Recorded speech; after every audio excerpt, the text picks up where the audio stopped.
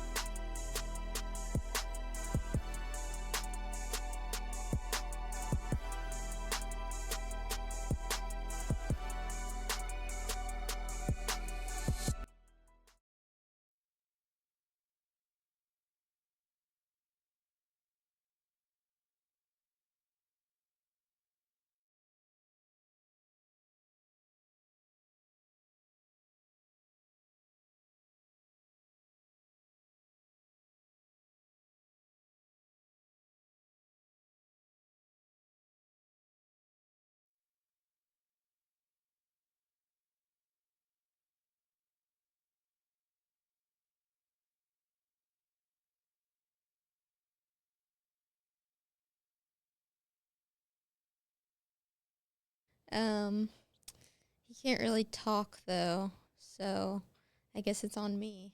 I don't think I'm very good at this. You're really good. I don't know what to say. It's all right. You can introduce yourself again because I think I had your mic muted.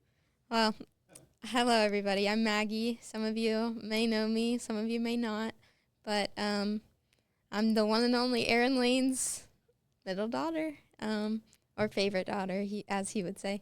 But yeah. Who's that next to you? This is Charlie, my co-host. He can't talk though, so it's kind of awkward. You can maybe invite me on. Come on in. Come on in. We're going to try this. All right. The first guest on my show, Aaron Lane. Aaron Lane. Yeah, we got to get Charlie out of here.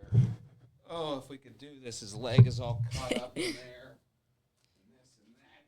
All right. Poor Charlie. If only you guys could see him right now. I think I feel good. Look at that. I think this actually turned out well. We're both wearing glasses. This is what we normally look like. Yeah, because we get migraines in this office because of the lighting and everything like rough. that. And it has been, I don't know, a wonderful day trying to get this whole thing together and wanting you to be my first guest on this show after bringing it back and working out all the technical difficulties.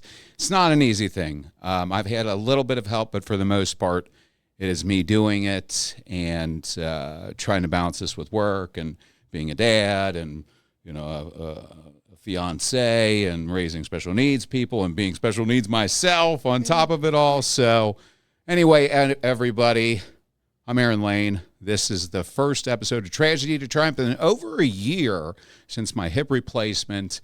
It's been a really hard thing to go through, to come out of. But I knew I wanted to bring this show back. I knew that I needed to share these stories because the reality was many years ago I had a spiritual experience in a treatment center.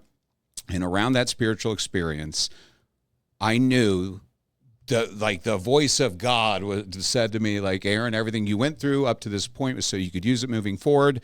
And I want you to show others that they can do it as well. And what better way than to use the voice and the gifts that God's given me, the talent of running my mouth to do that. So that's why we're here. Tragedy to Triumph has always been about sharing amazing stories of hope from people who've changed their lives. We hear the ugly side of addiction. We know so much about it. We know we lose over 100,000 people a year, but people change their lives, and recovery impacts them in such a way that, and their families and their friends and their coworkers, that allows them to have a life that they couldn't even imagine. And I want to showcase those stories. And not only that, but I want to showcase and explain how both our addiction and our recovery can affect our loved ones. And that's why today I have my lovely daughter, Maggie, as my first guest, because she's been along for the ride. I've been in your life for 19 years. The whole thing. The whole thing. And I don't know. So, Maggie, tell everybody, what's your story? What are you all about? I don't know. I am a college student. I don't know. I don't really know what to say. It's okay. You just talk to me. It's okay. I don't know. I'm his middle daughter. I have an older sister, younger sister. I'm sure you all know a lot about. I'm obviously the daughter of an ex-addict, which is kind of my fun fact whenever I'm in school. Like, yeah, my dad's a felon. Yeah, show and tell. You got to let everybody know. Oh, by the way, my dad was a drug addict. But you probably have that common with actually a lot of kids, believe it or not. And, yeah, I guess that's just me. It's just you? That's just you don't me. have anything else to say? What are you know. into? What are your hobbies? I don't have very many hobbies. I love to work. I'm very, work-oriented and family-oriented. My sisters, I spend a ton of time with them. They're my best friends. I love animals. I've picked up cooking recently. You're really good at it. I did. You didn't get that from your mom. She's terrible. I made some. No offense, but I made some buffalo chicken dip a couple of weeks ago. It was a pretty big hit. I've been on a little cooking kick. Haven't really nailed down the baking thing yet, but we're working on it. Well, it takes time. Yeah. I mean, look, I was taught to bake by your great-grandmother and your grandma. Yeah. I'm a dude who bakes, and I actually enjoy baking. It's fun if you can get it right, but I always mix up baking soda and baking powder, and then my cookies are mush. It's just a whole thing. Or I'll melt the butter in the microwave because I'm impatient, and then it's my nasty cookies are a mess. No, your buffalo chicken dip was so good, was though. good, Your cookies were good, though, too. Yeah, but I followed her. I don't know. I'm working on it. I'm trying to nail it down. Well, look, you have nothing but time. And the Yeah. beautiful thing is there's this wonderful resource we have called the internet where you can actually find stuff. I've been using it to my advantage. And that's my point. Find out. I mean, heck, you could chat GPT a recipe, even though it hallucinates, right? Yeah. And it could tell you use baking soda instead of baking powder easily. Lemon juice. That's one of those things, if you use one of the things to make crack, it probably doesn't work, but that's a whole nother story for a whole nother guest. Yeah, it's crazy. So anyway, Maggie, I mean, I think if I was to share who you are from my perspective as your dad, you are the daughter that I have, has always had the biggest heart, that has always been most in tune. Thank you, Dwayne. Most in tune. He was coming to let us know that our sound's working. I feel as though since you were so young, I'll never forget that you had a connection to God and an empathy for others that I had never seen in anybody else. Your grandma, my mom, has told me many times, I'll take off my glasses, that I was like that too. And I guess what I'm getting at is, when I say, when I tell people, you are beautiful, yes, without a doubt, but you're beautiful inside and out. You really are, and at your core.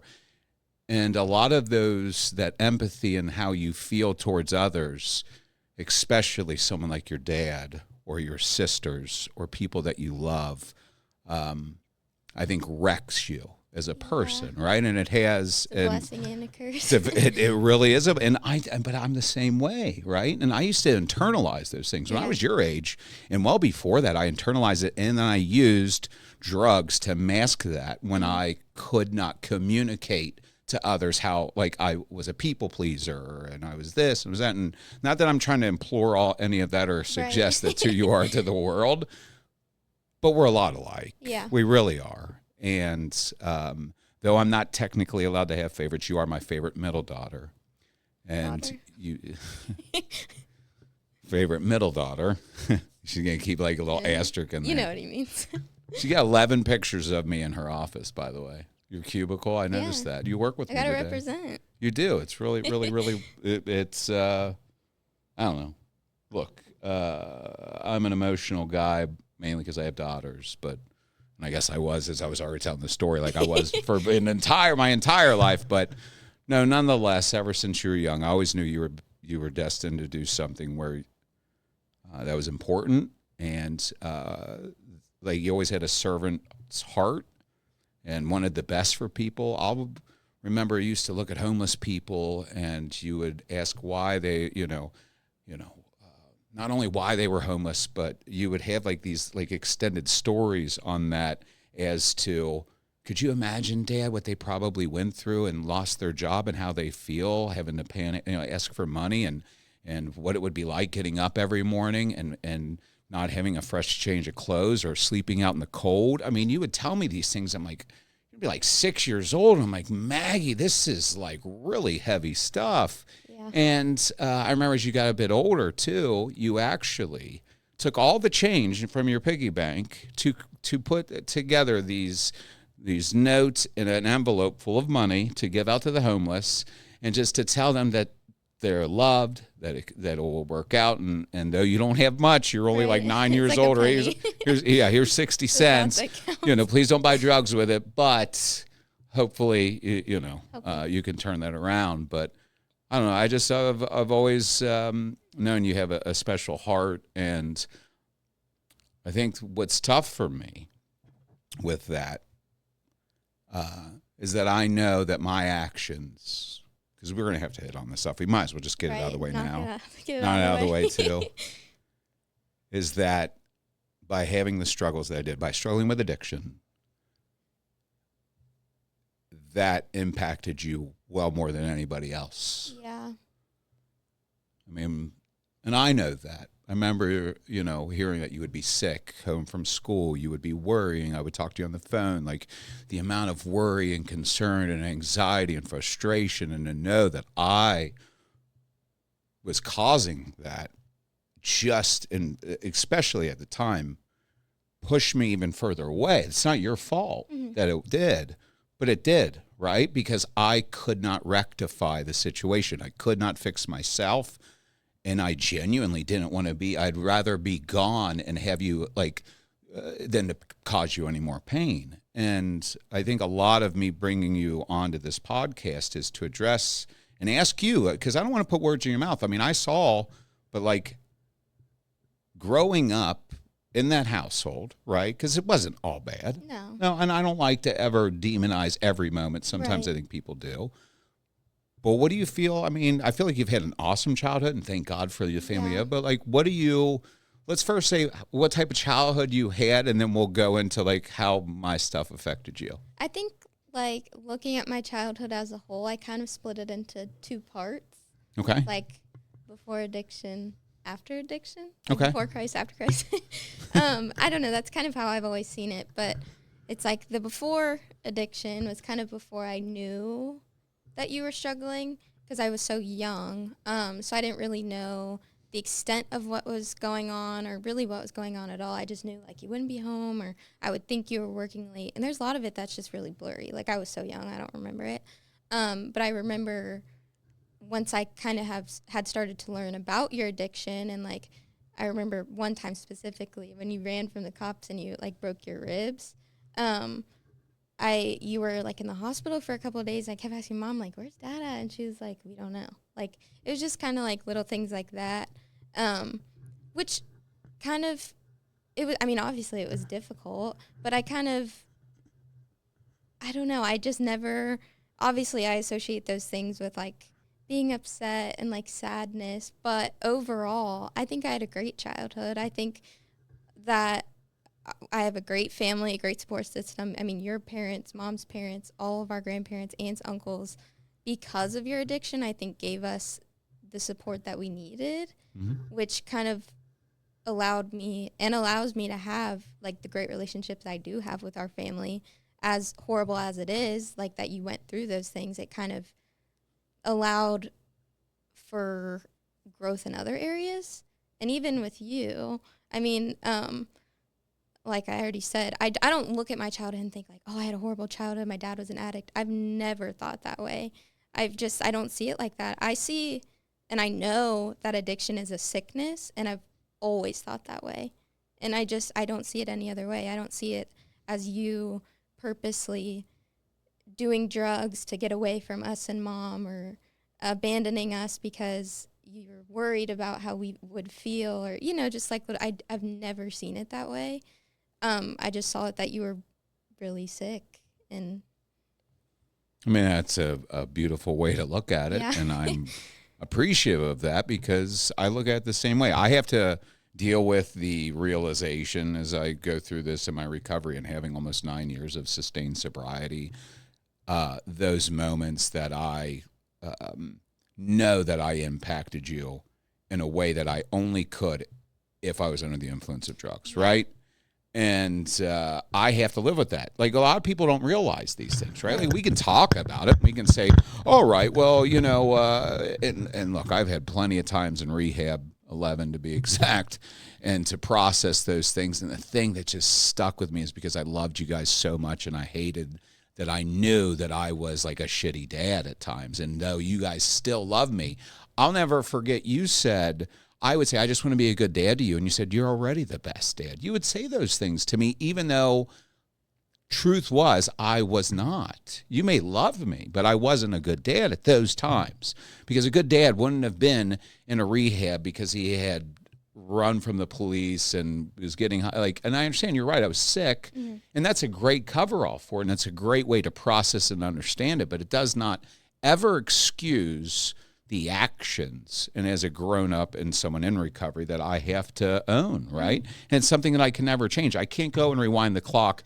to the day where I took you guys with me to where I went to go buy drugs, and I said, Maggie, sit in the back, sit in the back of the car and count to 100 and I'll be back. Like, we've had that conversation, right? Like, and I think it's an important thing to get out that one singular moment, because I know it impacted you, because I heard about it many times after the fact. But like, what you remember about that?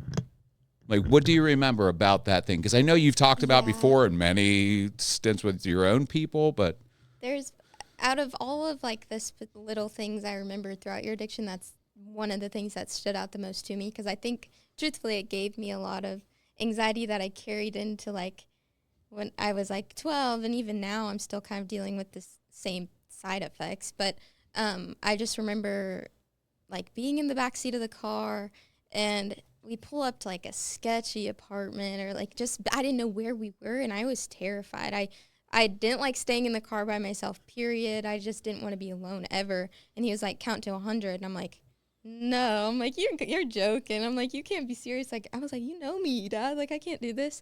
And I counted to 100, and he didn't come back, and I was terrified because, I mean, I didn't know where I was, and I, like, was imagining things outside of the windows that weren't really there. I mean, it's just anxiety, and I was so young. I had no clue what we were doing there. I didn't know he was going in there to buy drugs. Who knows, like, how long it even really took him, but I just remember feeling so scared. And I think for a long time, because of that instance, I'm not really the type of person to have any like resentment or anger towards people. And I wouldn't even say it's anger, but I kind of had a little bit of resentment towards you for a while because of that, because I was like, how could you lie to me and say it was only going to be 100, like count to 100, you'd be back. And I don't know how many hundreds it took for him to get back. And I just remember being like, feeling let down because I was so young. And I was like, you put me in such a dangerous situation. But I think obviously with hard, difficult moments like that, specifically for me with that, for example, or when you took money out of my piggy bank, like that obviously was upsetting because I was so young. I didn't know who took my money.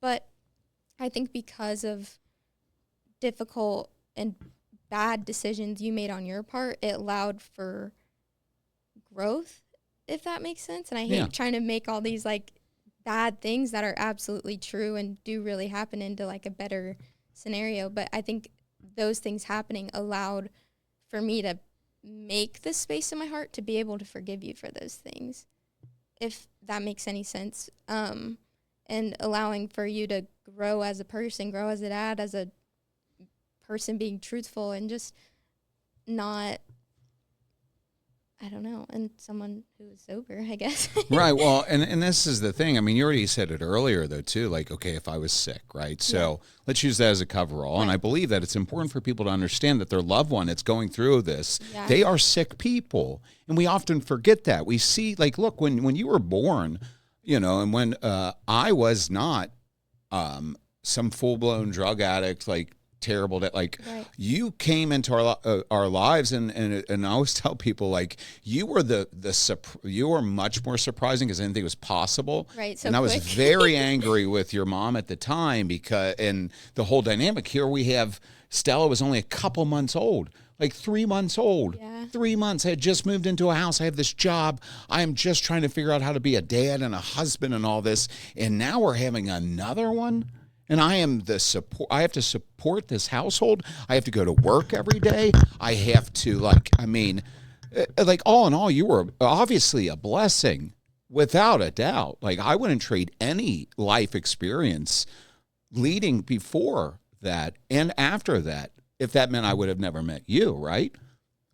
But this is the truth, is that, and I think people sometimes, and especially those that are closest to us and more on your mom's side of the family, it is what it is, that somehow I was just always this drug addict. And I'm like, no, I could not. I had already, yes, used substances like most people do, drinking or weed or whatever, to, like, as a celebratory thing, as a way of decompressing after a rough day at work or whatever. It wasn't until the progression of being on opioid pain medication, like the millions of Americans that get addicted for legitimate reasons. I mean, they start with legitimate prescriptions, what I mean. It wasn't until that, and those were things were taken away from me, that I changed, right? Like, I wasn't, my doctor was my drug dealer. I didn't know that addiction was even a thing, really. I mean, I did not, like, I continued to go to work, and it's not like to, make light of the fact that I was chemically dependent. My point being is that I confidently know for many years, and I say many because you're 19 now. It's not like for 18 years I was struggling, right? I'm almost sober for 9 years. Mm-hmm. That means I got sober when you were 10, right? 10, 11 years old almost, right? 10. But it wasn't like since you were 2 that I had issues. It was a little here, little here, a little there. It was got here. progressive. And those last few years from the ages of when I was 28 till 35, yes. 29, it perpetuated very quickly. And I've told those stories many times, and obviously, you've heard my story, which has been a cool thing too. But my point is, I know I'm like going all over the place with it, is that we had a lot of special memories and moments and things in a real life. We went to church. I used to draw with you guys all the time. We played. We did Legos. We did, took an active role in your life, and I did even as much as I could when I was struggling with addiction, right? The shitty thing with that is that because I was on autopilot, things like going to that sketchy motel and telling you to count to 100, when that's in my mind thinking, I'll be right back. Right. But I'm on, again, autopilot. I am sick. I have to go get this thing. I'm not trying to hurt you. Why would I want to hurt you? Right. It's just not where you're It was just right. And I thought I'd be back, but this person said this, go to see this guy in the sketchy place, and they're taking forever, and I got to get out to the car, and I got to get back. I mean, all of those things, and who knows? It might have only been 5 minutes. Right. But I'm sure it felt like an eternity, because I'll never forget getting back in that car, and you were absolutely beside yourself, right? Beside yourself. And I'll never forget, because after that, it was, you refused to sit in the car. If I was getting out of the car to go in the store, you're like, I'm coming in with you. You were like absolute about it. And I get that. And I hate, again, that this is a singular moment, and this has contributed, yes, to anxiety, right? Mm-hmm. Without a doubt. I know that. I knew that the moment you started talking to someone as a teenager, which is, I think, a blessing, okay? And a lot of people don't realize this, or don't know, or maybe don't believe, but like, therapy is a hugely great thing. Absolutely. Talking to somebody who's not a part of your life, that you can say whatever you want, and it just kind of stays there, and you can say crazy shit, or you can say things that, they will either co-sign or challenge you on, is such an awesome thing. I love therapy. Yeah, it's awesome. And that's a blessing that you were given as a result of these things that a lot of kids don't, right? So that scenario, the piggy bank thing, and the reason you know about that more is because I also have talked about that a lot, right? I didn't know about it prior to that, but I knew that somebody took money out of my piggy bank. I just recently figured out that it was my dad. So that was kind of, I was like, oh. And that was one of those things that, believe it or not, I was at the Prospect House. And again, my thing that it's crazy, because it kept me sick for so long too, is how I affected you guys. Not just you, right? Mm-hmm. Your sisters too, but you're the only one sitting in this chair, right?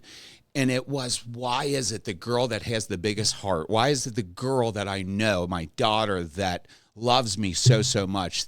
Like, why am I hurting her the most? What, like, that's the thing that made me so sick to myself, like so angry with myself, so angry at God, or so angry at being, having an addiction, and angry at your mom, angry at the everything, because it's like, you would be the last person I want to hurt, right? Right.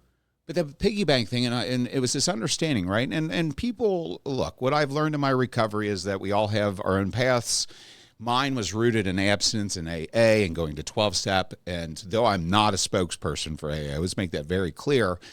It was the things that I learned there are still applicable in my life today, right? That is rooted in that. Right. And I love that. I love there are certain things like the promises of that program, which I believe are absolutely true. The most successful people that I've seen that have the glow about recovery, I met in those rooms. And while at the Prospect House, which you guys also a good experience for you, all in all, we try to make the best of it, right? I did too, and make those things fun. Even if I was away, bringing you guys into that, just saying, look, this is life. This is what your dad's going through. It's really not that bad of a place. Meet Trey, meet this person. Like it was. The Cupid shuffle with a bunch of middle-aged men. Yeah, there's some weird things for sure, but and God bless your mom for having the willingness to like bring you to the Valentine's Day dance, because you guys wanted to see me so much, and I'll never forget her telling me, like, it was like a snowstorm, like a full-on dangerous snowstorm. Very bad. You guys are driving from the other side of town, I think, actually like north of Coleraine, right, all the way to Price Hill, in an actual snowstorm to get to a Valentine's Day dance to see your dad so you can spend time with me doing the Cupid shuffle with some randoms, right? And for your mom to do that, and I'll never forget walking, and it is just coming down.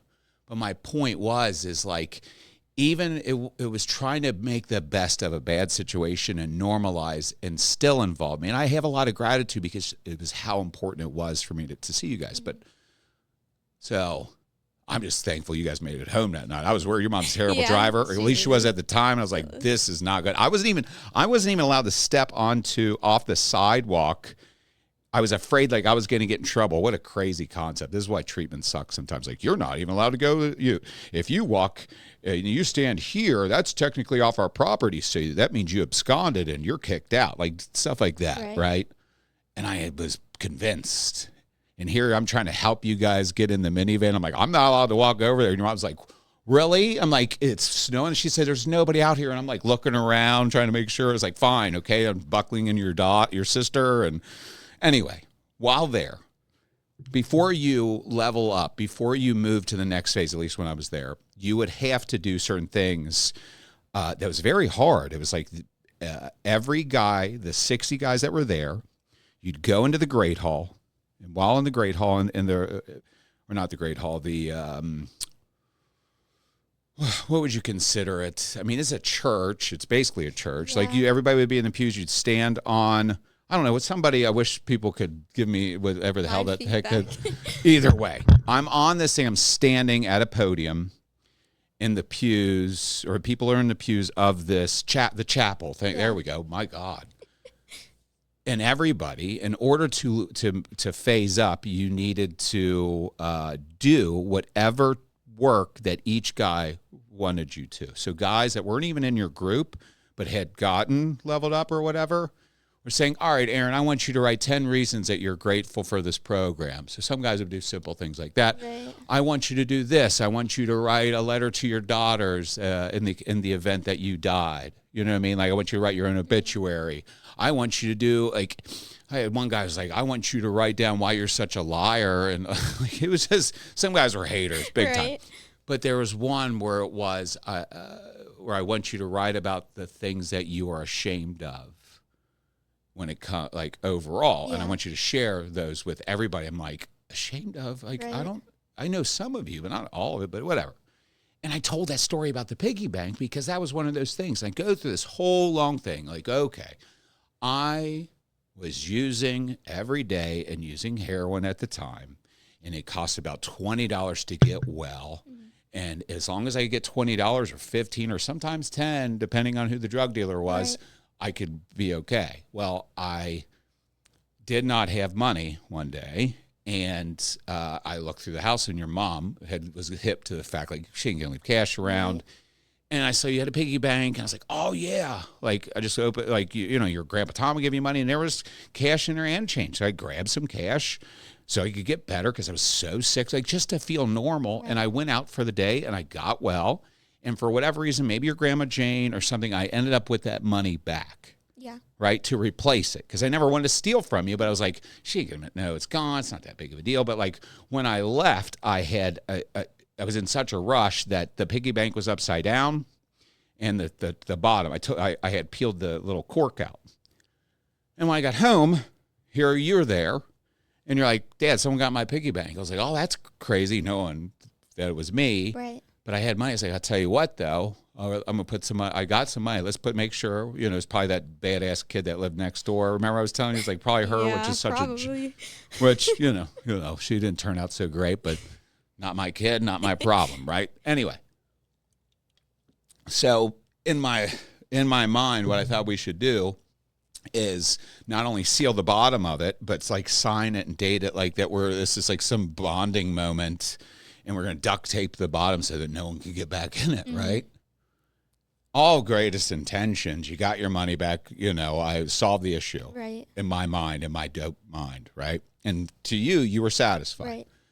Not realizing the next day I didn't have any money, and so what did I do? I went back in there, rip the bottom off, take the money out, and for whatever reason, when you got home, you decided to go look at that piggy bank and notice the money was gone again. This is the messed up thing, is besides the obvious, is that I got home, and before my hand even touched the front door, your short little mom swung open the door and says, you need to go talk to your daughter right now. I was like, about what? She's like, you know exactly about what. And I walk in there, and you're sitting on the ground, Indian style. Never forget to look on your face, and you look up at me, and you're like bawling your eyes out, right? You're like, Dad, I don't know how this happened. You know what I mean? Like, my money's gone again. I was like, I didn't even have, like, this is the crazy thing about addiction. Is like, I didn't even have a reaction about this situation. I didn't have anything to say. I didn't have a feeling. Like, I didn't like the way I did feel, but I couldn't tell you that I did it. Right. I kind of just walked away and just, held on to this thing. And this is kind of stuff that keeps us sick, though, too, because you got to remember, trauma leads a lot of people using. It's not always trauma. It can be magnitude of things. Like if I gave someone Percocet every day for a month and I took it away from you, you're probably not going to feel good. You're going to be chemically addicted, or dependent, right? Right.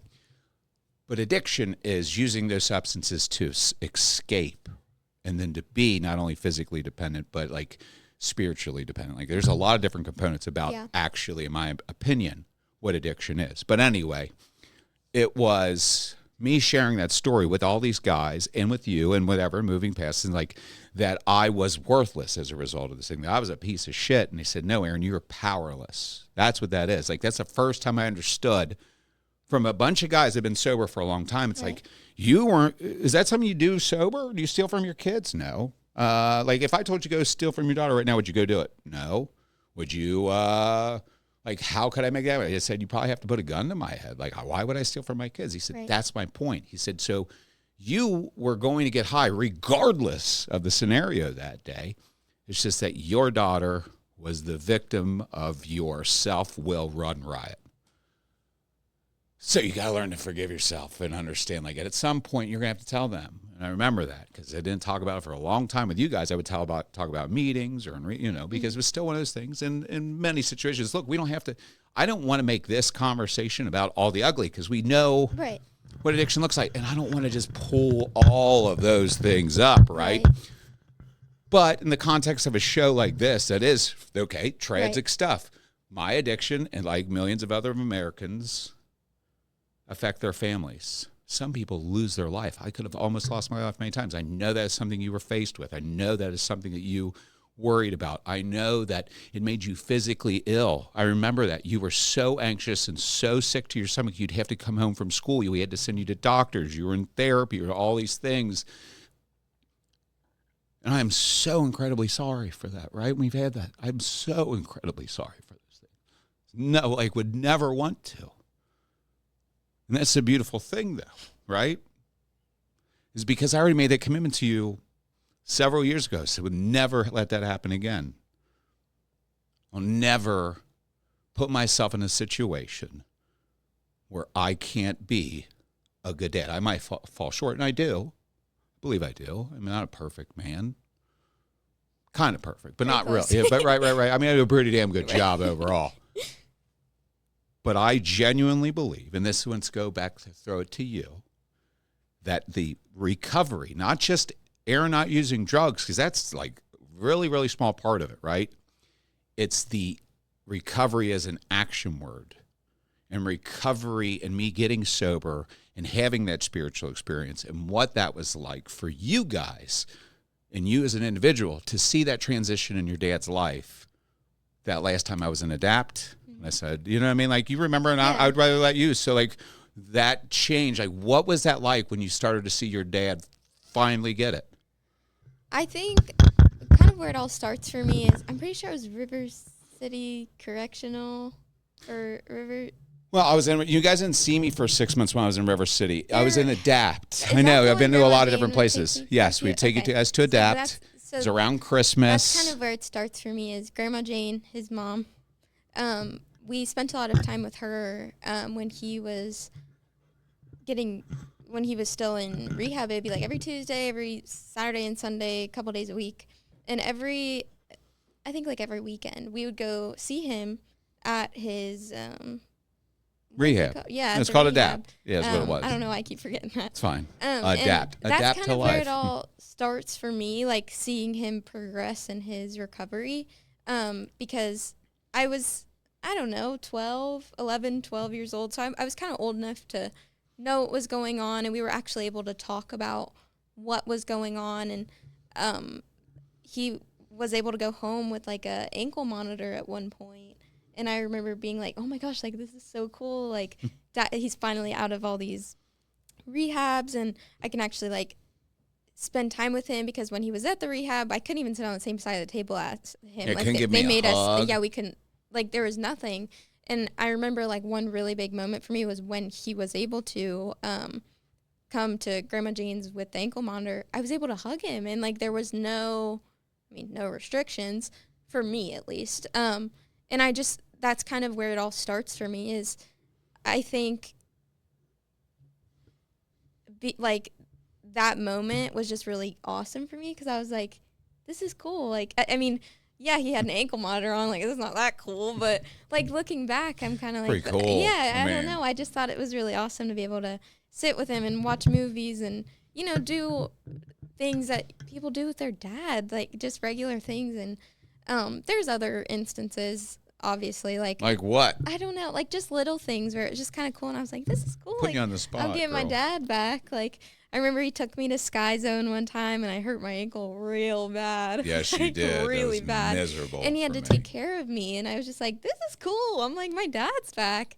And I just, he got his first apartment, and I remember like he picked out like a really silly shower curtain, and I don't know, it was just really cool kind of seeing you be able to build yourself back up, because I know you were at such a low, rock bottom, truthfully. Yeah. And it was really neat to be able to see Less you. than zero is what I Yeah. often call it. Like I started like well behind, a little right? lower than zero. But it was just really neat to be able to see you, take nothing and turn it into something so great.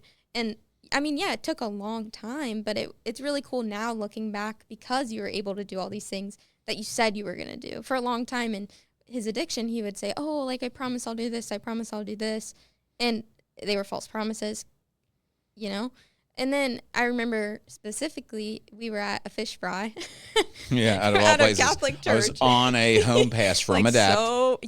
So But it was my random. first time And- out of treatment in a long time. Outside of Jimmy's funeral, it was my first Yeah. time hanging out with you. You can take your glasses off now Yeah, if I you want know. to. I feel kind of silly. Yeah. It was like in the So middle people can see of- your pretty eyes. It was in like the middle. Wonder where you of- got those. Right. But we went to this fish fry, and he promised me and my sisters that he was gonna be on the radio. And I was like, okay, like I'm sure you are. And a year later, he's on the radio, and I was kind of like, oh, I was like, shoot, I didn't know you could do this. Like, sorry guys, keep your promises. Like, it was just really neat to be able to see him commit to what he was saying because That's the key word, by the Yeah. way. It's not a promise, it's a commitment. I Yeah. said, you can break promises, you don't break commitments. And I'm really big on those things today, like when Yeah. I commit to doing something. And that was kind of the start of, I mean, his life now with him starting the radio and then being on the radio, going to school, buying a house, and getting engaged to Kim, you know, like just all the things that have gotten to him where he is now. I think it's really neat to be able to like look back on all of the tragedy and sadness and horrible things that happened and things that you did. But you took all those horrible things and made it something so awesome. Yeah. Kind of no Shameless pun intended. plug. A shameless plug about the podcast. But no, I think that that's the thing we often don't get a chance to hear, right? Like people, every time you see a podcast about addiction, it's like, I was addicted to drugs and I did this. And we talked about those things. Yeah, okay, you got to cover them generally. But we want to show people like the cool shit that you get as a result of getting sober. And not just getting sober, but being like active and present and real and creating a dynamic of the relationship, from my point, of being your dad and having a level of communication that you would not have ever had. Mm-hmm. I don't think most dads get an opportunity to communicate with their kids the way I do. Right. I believe that's true. And I don't know if you noticed that, but the way that I have a relationship with you and your sisters is uniquely special because I'm in recovery. Yeah.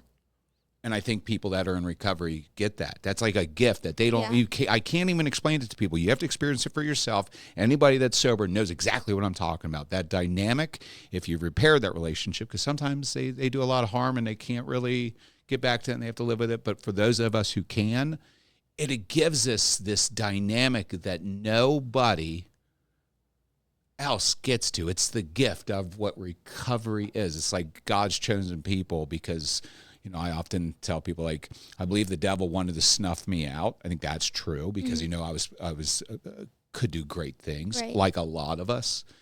And because I refused to let that happen, because I've decided that I was going to put my faith in God at all costs, and even today, even when those difficulties happen, then my life continues like I'm overpaid and it grows, right? And it's not always easy to keep my perspective, but because life still happens. But you say, like, naturally, yeah, things are getting better. Get a house, get on the radio, do all of that.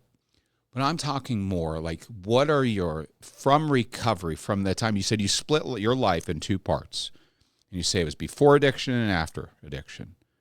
After addiction, what is it that you believe are the most amazing things about having a dad that's in recovery? I think, one, it gives me the opportunity to have an awesome job in an area that I've always been really passionate about. I mean, it kind of, your addiction almost like lit a fire under me where I was like, I've always wanted to help people. Y'all know this. But I think it kind of gave me like an extra push, and like it kind of helped me figure out like a population of people I want to help. Mm-hmm. And I think it's been really cool to connect with people in a way.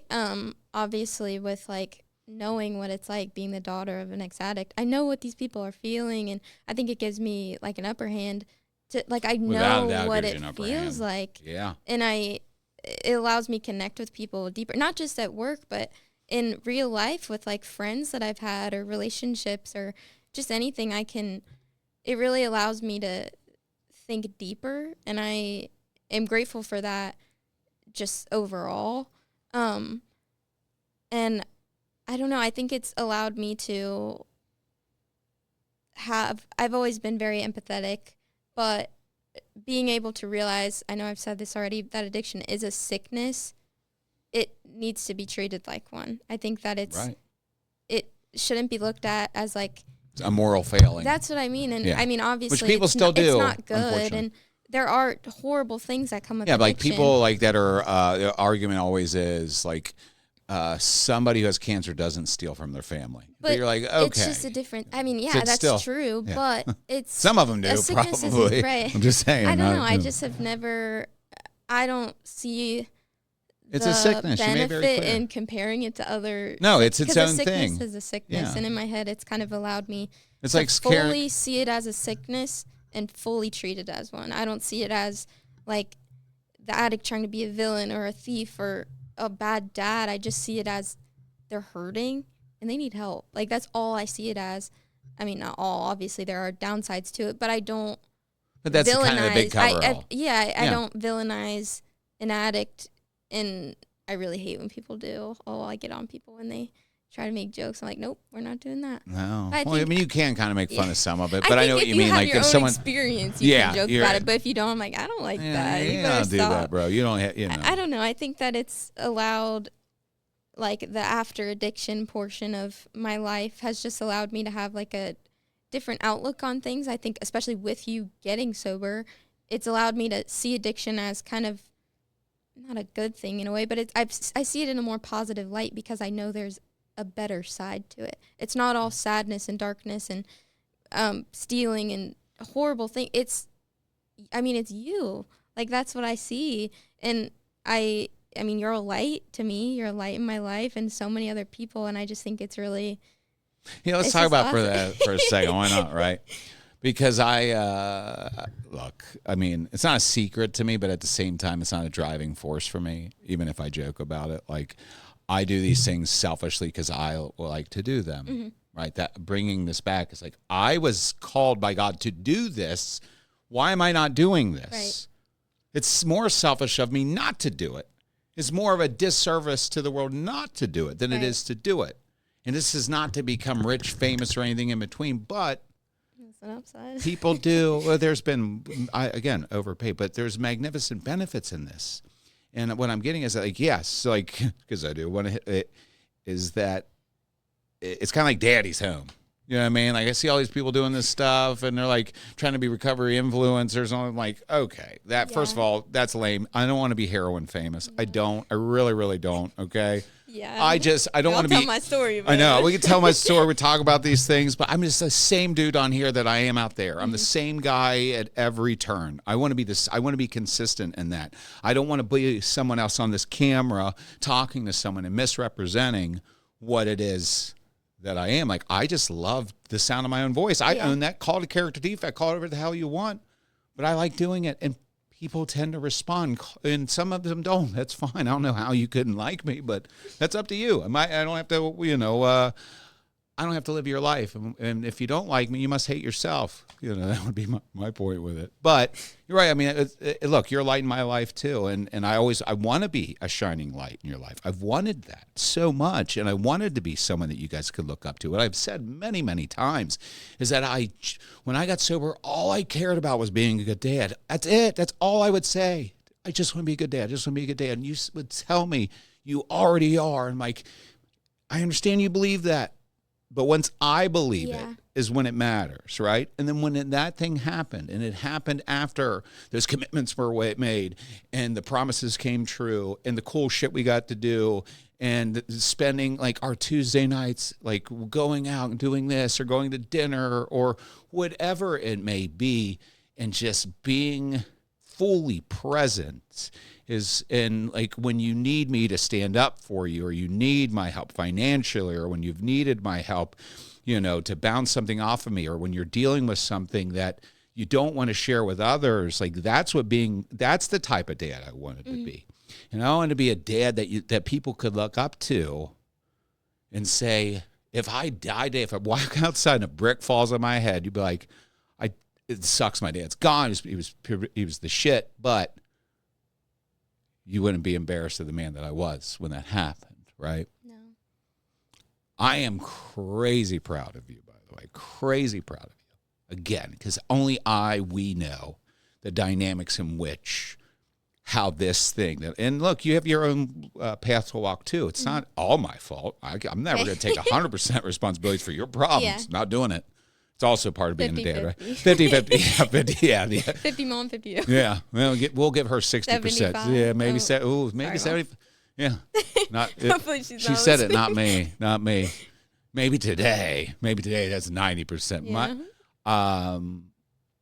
I didn't realize until, so a lot of people, this is the gift, right? Because you were talking about, and you launched right into it. What you do today is what? What do you do today?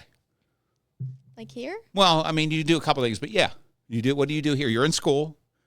Yeah, I'm a student. You're a and student. I am You're in college. Yeah, You're getting I'm a in degree. college, psychology But you also work.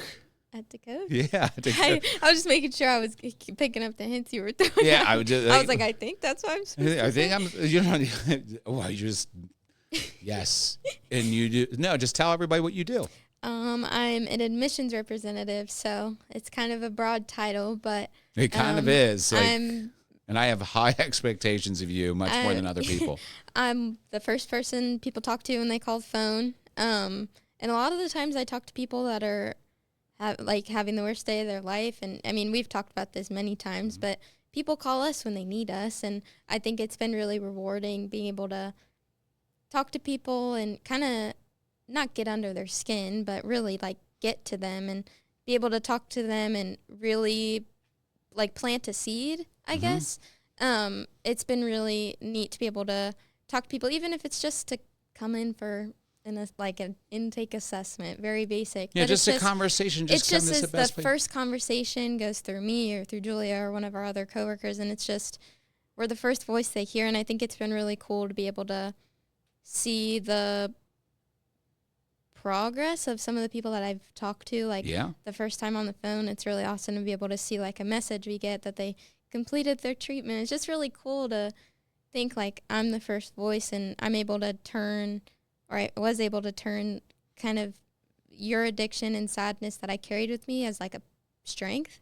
Right. And flip that and use it for other people. And because you're not going to let people pull a fast one on you either. You're like, bro, come on. I know you're full of it. I know what they're thinking about. I'm like, no, I know what's going on here. Yeah, let's. And I don't know. I just think it's been really neat, and I'm thankful for the opportunity. Obviously, he's my dad, so I kind of had an upper hand getting in here. But I think it's been, I don't know, just really great. I really love it, and it's fulfilling, and I don't know. That is the big thing. It is fulfilling, right? Very. I mean, I go home every day exhausted because I'm a student and I'm working, but it's a good exhaustion. It's like I did something good today, and I always leave here just feeling better about myself and that I helped somebody, even if it's to get them in for one appointment. That's one appointment that could change their life.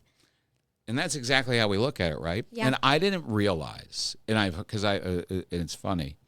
It's like, yeah, I know you guys, like genetically speaking, you favor me. We have similar features and personality, but you were also listening to me a lot when I started doing these things. Yeah. Right. And I mean, how could you not? I'm loud. I'm on the phone. I'm pacing. I'm on back and forth, or you're in the car with me. I'm like, hey, be quiet. I got to take this. This is somebody's mom reaching out because their son is sick, or the person. And I would say things to them like, I would give them tough love. I would say things sometimes like, look, if you can afford to get high, you can afford to go to treatment because guess what? It's not going to cost you anything to get in here anyway. Sometimes that's all it takes is just to get in their head, and they really... You have to. You got to get under their skin sometimes. You got to, tough love, encouragement, be a cheerleader, whatever it's going to take. And sometimes you may say something and it doesn't resonate with that person, but you know that you gave it your best shot, and sometimes you will reapproach it and try another way of doing it, which is the same thing. But it was cool because it's part of quality assurance. I put my my head on, but like to listen to your calls or to observe or walk by and hear the things you say. I'm like, I say that. This girl literally sounds just like me on the phone. Like, how? I didn't sound like I trained you on that. It's not like I said, so this is what I want you to do, other than I said, Maggie, this is the role in which I have, which is a great way to launch into this industry, to figure it out, because I believe that's the heartbeat. Our admissions, our intake center is the heartbeat of our organization. Yeah. It is the first line, okay? Same thing with outreach. Like, we are not just marketing people. Like, we are engaging with the community, with loved ones, with families, with police officers, with judges, with all of these people that are trying to be the catalyst to get someone help. And if we're not genuine and good and with intent to actually save their life, then what are we doing, right? And my point being is that the people that I want surrounded by me have to have that same thing I do, okay? Whether your experience with it is not because you got high, your experience is because your dad did. We have people who are also like that. But my point being is having overheard you. Not just me, like I'm going to be biased. I can openly admit that. Like I think my daughter's incredible and I'm insanely proud of her. But so many people have come to me and like, you better watch out, man. She's going to like sooner or later she's going to take over here. I'm like, that would be totally fine. Next. Yeah, it's your the podcast. Yeah, that's what you're going for. It's a podcast, podcast, not the job. That's fine. You could change the term. Like, well, you could have the name. It's trademarked. Yeah. I mean, I'll sell it to you once I move on with my life. But my point is, like, it's so cool to be able to see you in the capacity you are today, chasing things that I know that you're going to be incredibly good at. And I don't just say that as your dad. I say that I like as a supervisor too. And you either have it or you don't. And it's rare. I mean, I don't think anybody. I think you came with such an advantage that I knew you would. I thought maybe you would. Because, again, I already have, when I say higher expectations for you than I do other people, it's true. Yeah. It is true. I'm like, please don't embarrass me. Please don't embarrass me. I could never. Right. I mean, I love your sister. I love Stella. But I'm like, Stella, if she would even show up and maybe she's late or so, I could just see it already. Right. And she would do fantastic when she's working, but at the same time, like, she's like, oh, my God, I totally forgot I had to work today. Like, oh, could you see that? Yeah, you could see it. I could see it. Yeah, I love you. We really do. And she found something that she really enjoys. She's liking her new job. She's liking it, and it's cool because she gets to hang out with old people all day and do like wipe their butts.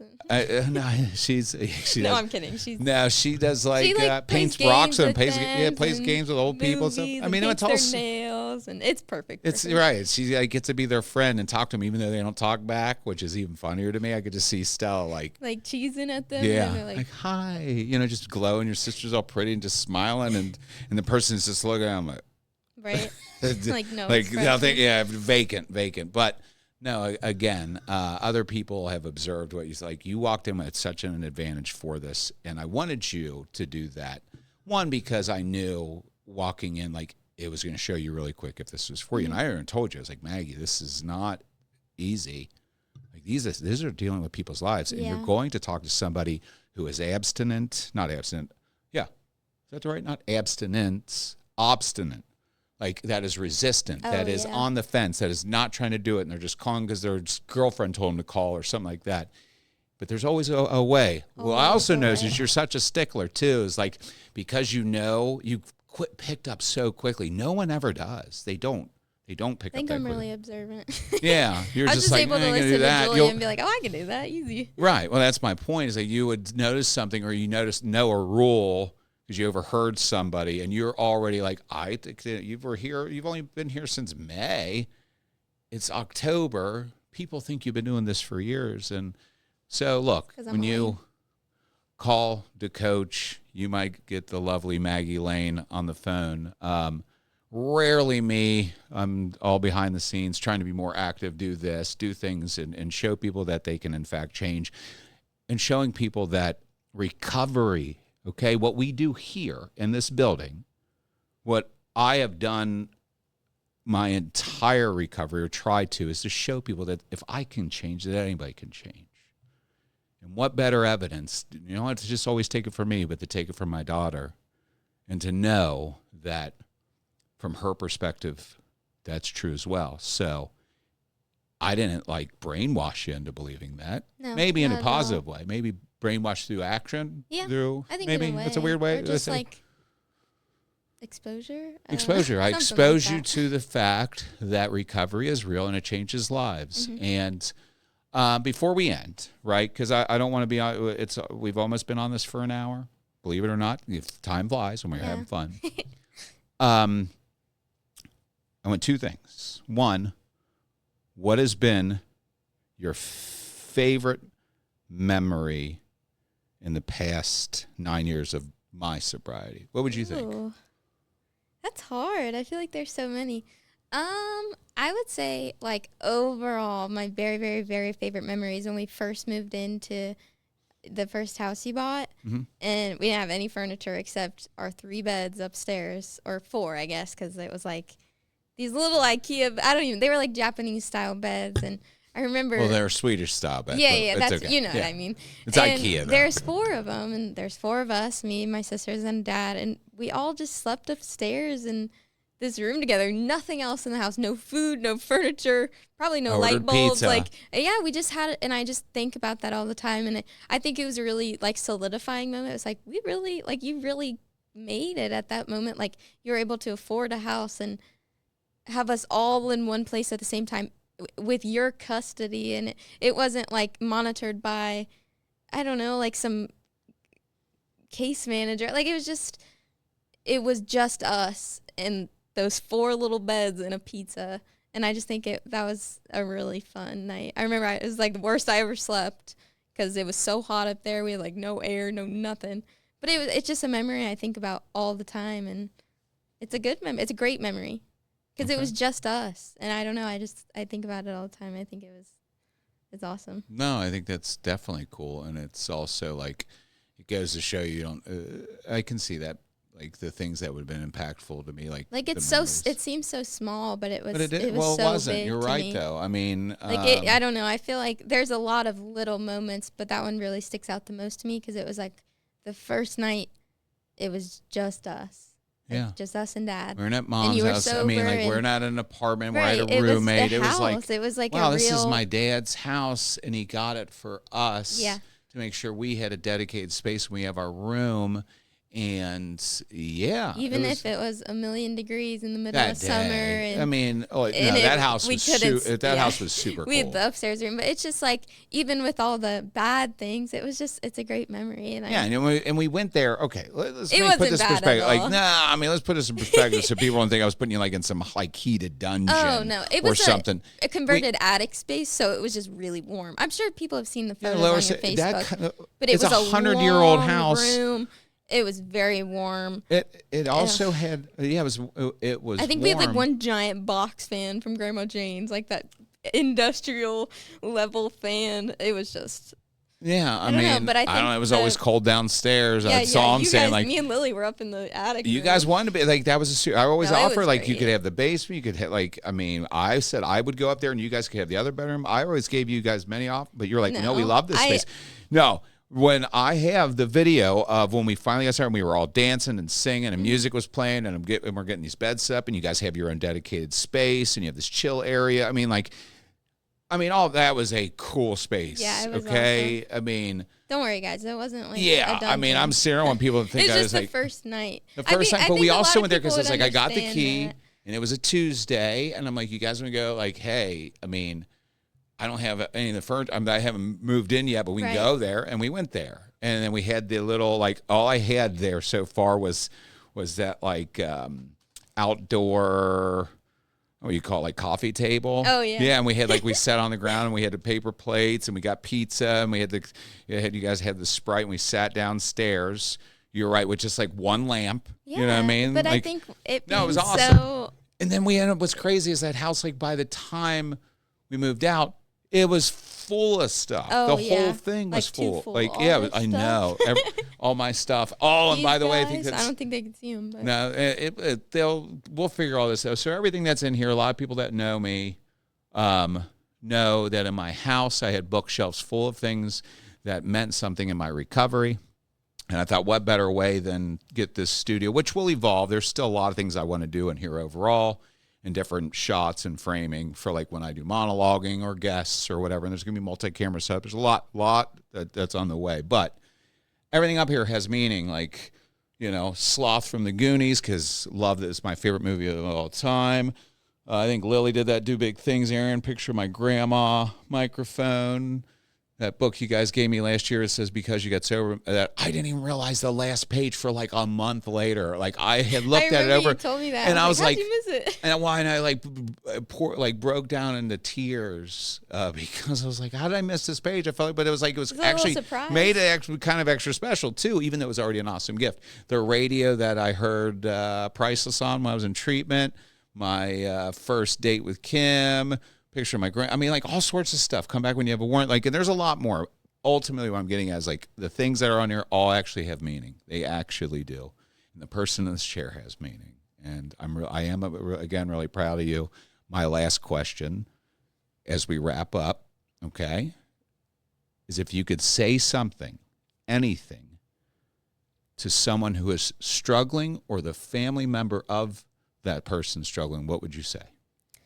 I think that specifically like family members, I know can hold like a lot of resentment or hatred towards that person. And I think that it's really important to kind of like set that bias aside, and be able to provide support for that person. I know it can be kind of difficult, especially if they're taking things from you or causing you pain.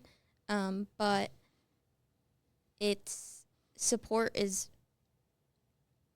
like everything. I think being able to support those around you, as hard as it may seem, and there's going to be horrible nights, and I know Grandma Jane can testify from her experiences with him, but I just think that being able to provide support for those around you is very important, but it's also important to realize that they have to be ready as well.